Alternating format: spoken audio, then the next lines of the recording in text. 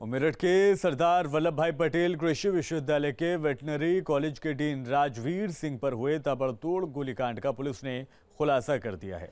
Veterinary college की ही महिला professor ने डीन बनने के लालच में राजवीर सिंह पर गोली चलवाई थी, जिसके लिए महिला प्रोफेसर ने उधम सिंह नगर के शूटरों को 5 लाख की सुपारी दी थी।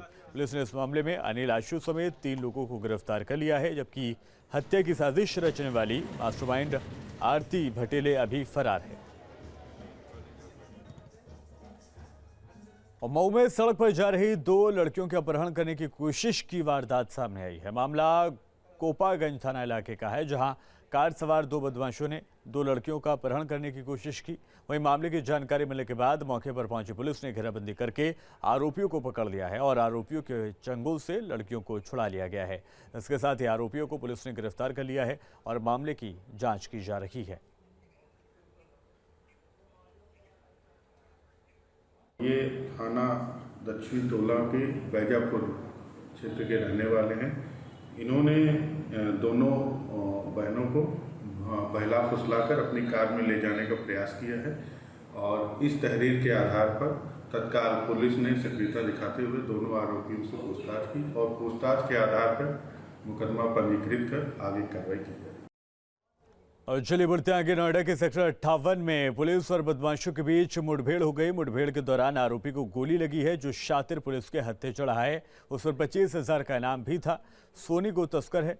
जयपुरिया कॉलेज के पास हुई मुठभेड़ में आरोपी पुलिस की पकड़ में आया है। घायल बदमाश को अस्पताल में भर्ती करा दिया गया है।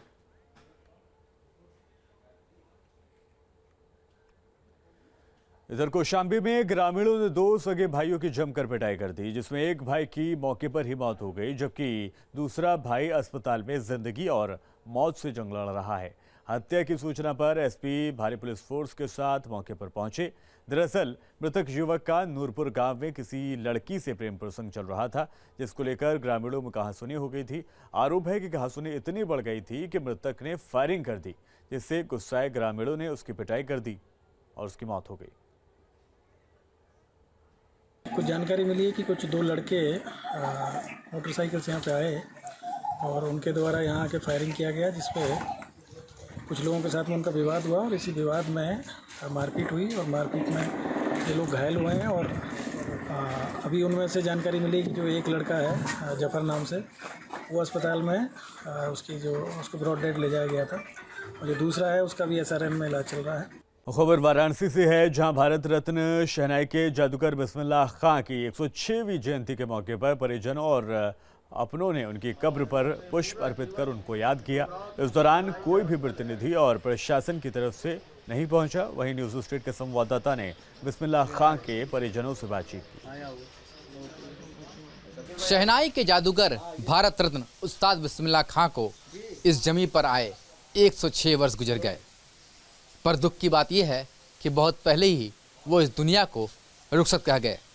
पर उनकी शहनाई की तान आज भी लोगों के दिलों में उसी तरह बसती है।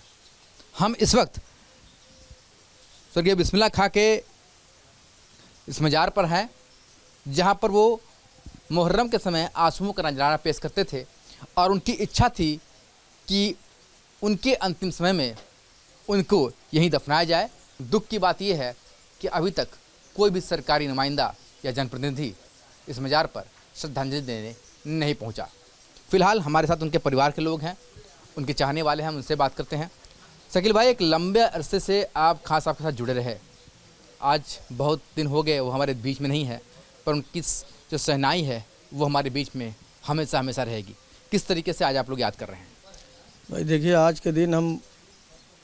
के दिन 1916 को डुमराव में उन्होंने जन्म लिया और काशी में पूरा अपना जीवन समर्पित किया उत्तर प्रदेश में। हम लोग बहुत इस वक्त मुश्किल घड़ी से गुजर रहे हैं, समझ लीजिए।